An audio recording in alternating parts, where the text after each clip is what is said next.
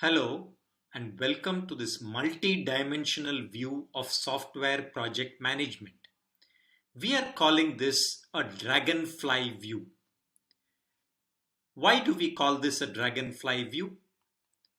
Because dragonflies have a 360-degree vision. They are able to look around and see almost 360 degrees without any blind spots. They also have a much broader and complex color spectrum vision compared to us human beings. And finally, they are known to have a multi-lens vision.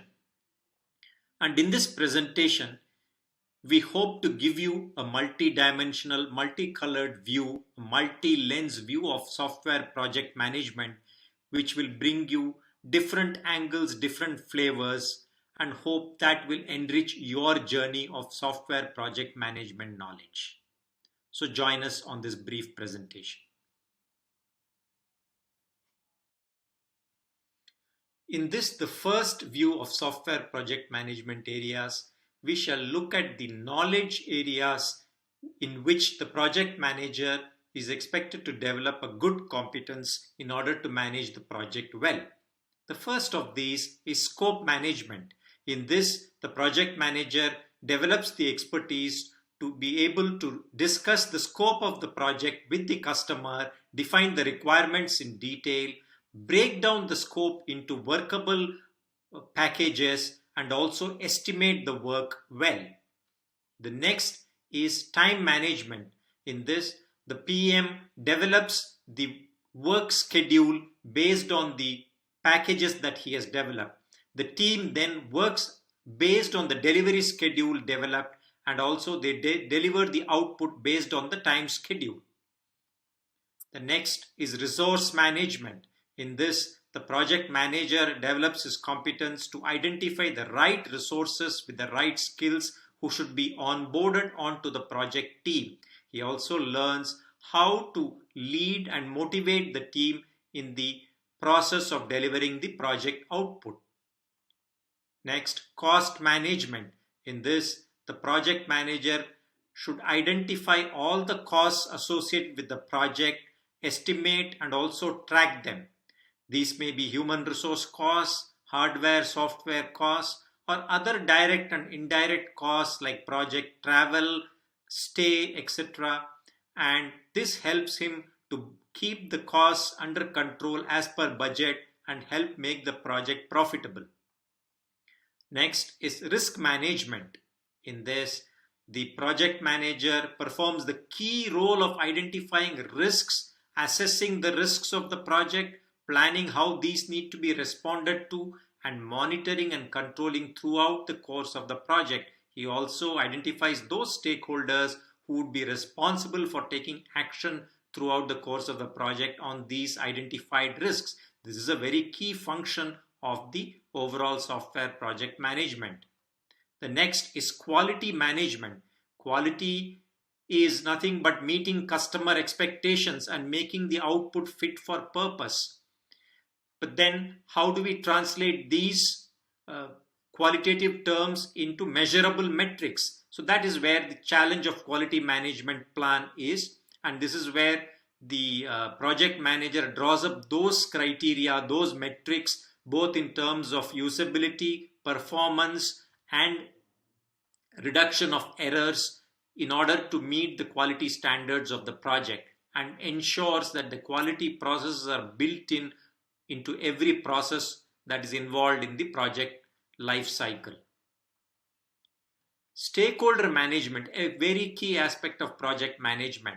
The project manager needs to identify key stakeholders and engage with them throughout the project and meet their explicit as well as implicit needs so that no stakeholder is left dissatisfied and does not pose any major obstacle in the path of completing the project. Communication management. Communication is a key skill for the project manager, and this is a function that he needs to perform throughout the project, communicating with all stakeholders about the project progress as well as the risks being tackled in the project, This may be through project status reporting, risk reporting, and various other means of communications which he has planned for. Procurement management. In case the project manager has outsourced any of the development activities or is procuring any other components or software from external third-party vendors, then he needs to develop skills to manage these third-party vendors or subcontractors. This is under procurement management. Finally, we have integration management, integrating all these components of project management areas. He needs to develop a project management plan which will contain all these, a project charter upfront, and any other activities that will give an overall dashboard of the project upfront. These are the key elements which help to give us a 360-degree view of the project management. In PMI's PMBOK framework, these are also known as the knowledge areas. And we look at these as the knowledge areas view. We have just seen the various knowledge areas in which the project manager has to develop his competencies in order to manage the project well. Let us now look at the various processes involved in a project life cycle where the project manager can apply the knowledge that he has about the various knowledge areas. The first of these is the initiate phase. This is a phase in which the project manager draws up an overall view about the project, listing out the key objectives of the project, the business objectives. This he does in the project charter. He identifies the key stakeholders. He mentions the key risks and lists out the overall timeline, budget, and the key resource requirements. So this is a phase in which the overall view of the project is drawn up, from which he needs to further deepen his understanding of the project. So after the initiate phase, the project manager moves on to the planning phase. This is a very key phase in the project. This is where he lays out the entire roadmap of what is to come further. It is often said that the more the time spent on planning, the less the time would be required for execution, since most of the thinking is done during this phase. So some of the key aspects here are the scope management plan, the schedule management plan, where you draw up the timelines, the risk management plan, identifying and how and the methods for tackling the key risks, the quality management plan, the resources management plan, the stakeholder management plan, and the communication plan, management plan, all of which are subsumed in the overall project management plan. Once the project plan and the overall planning phase is completed, the project manager moves on to the execution phase. The execution is to be done exactly as per the planned approach. As they say, without planning, execution is aimless, and without execution, planning is useless. So the execution phase, the project manager assembles the team which needs to deliver the work. He then directs the project work. He manages the stakeholders in order to ensure that their requirements are fed into the work pipeline of the team. And then he manages the communications with all stakeholders, be it customers, the management, or the team members, to ensure that the project work is carried on seamlessly without any major obstacles coming in the way. Whenever any work is being executed, it is but natural that for it to progress smoothly, there has to be an element of monitoring and controlling. So that is the next phase that we are talking about. Monitoring and controlling is the next process area in the project lifecycle. And here the project manager needs to control the work and the scope, the schedule, risk, and the quality. So he does this by having the proper measures and metrics by which to measure the work done and the schedule that is being met. He also needs to do it by taking timely action. He needs to also do this by assigning proper responsibility and ensuring that people who are supposed to discharge those responsibility are doing that adequately.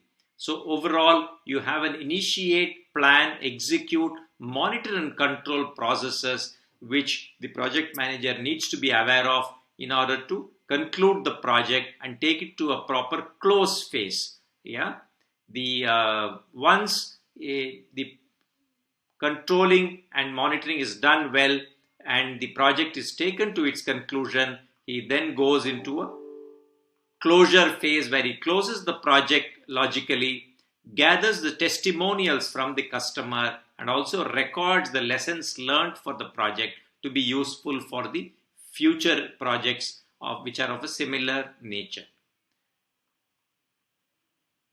All these are considered as the process group's view in the PMBOK guide of the PMI.